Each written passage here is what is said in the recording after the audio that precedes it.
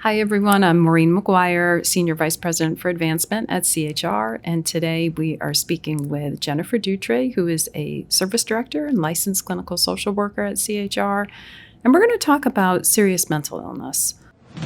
You're listening to the Real Life, Real Hope podcast, brought to you by CHR. So first of all, welcome. Thank you for being here this morning. Thank you for having me, Maureen. So Jen, tell us, what is serious mental illness? I know for some people, caring about their mental health is much more work. In our previous episode, we talked about, for the average person, what does it mean to seek treatment? But for someone who has serious mental illness, this can be a very chronic and debilitating condition. Can you talk a little bit more about what is serious mental illness? Absolutely. So some people may have periods of time where they have an increase of symptoms and they can get treatment or maybe be on medication for a short period of time and they'll start to feel better. For other people, like you said, it is a chronic condition. So they will have symptoms that will last a lifetime, and they will need, constant medication and or treatment to be stabilized. So how is a serious mental illness diagnosed? A serious mental illness is diagnosed through trained professionals who are going to ask a person a whole bunch of questions to gather the symptoms that they have, and depending on the symptoms will determine what diagnosis that they may have. So kind of under that umbrella of serious mental illness, there are many different diagnoses? Yes, there's a ton of different diagnoses. And sometimes it takes a while for people to really figure out which diagnosis makes the most sense for a person. And so sometimes it takes some time because different symptoms come out at different times. And what do treatments look like?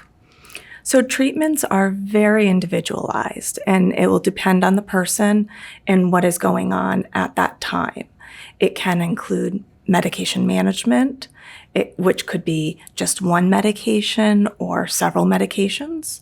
It could be individual or group therapy.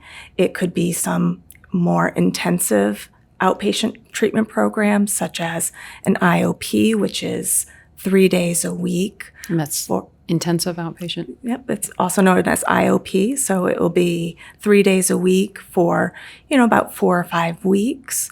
And for some people, if their symptoms are so severe and they're really struggling, they may need an inpatient stay where they stay at the hospital, just like sometimes people need to be in the hospital for physical health. It's the same for mental health. And what types of programs and services does CHR offer for people with serious mental illness?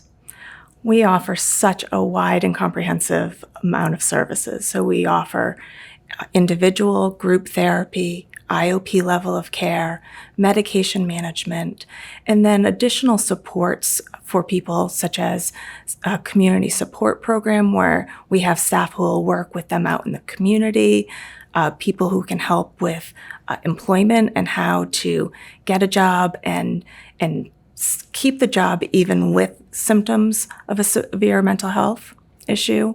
We have more intense programs such as ACT, who will work with the client in the community, including with their medication management and some therapy.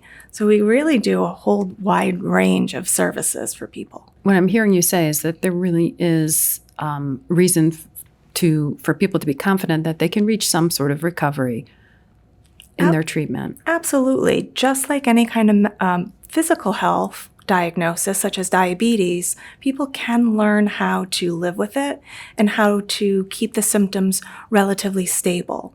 There may be little hiccups here and there, but if people are using their skills and having some self-awareness of what their symptoms look like, they can quickly get back on track. That's great. And is there a role for families in treatment and in helping people to reach recovery? Absolutely. I think family is a vital part of recovery. And I'm using the word family very broadly. It can be people who you are blood relatives to, but it could be a chosen family as well. And it's really important for people to have some of those stable forces in their life who can give them support when things aren't as great. We're social creatures, so we're meant to have people in our lives that we share our struggles with, who are there for us when we're doing well and when we're not doing as well. So I think that there's a very important role for family in anyone's recovery.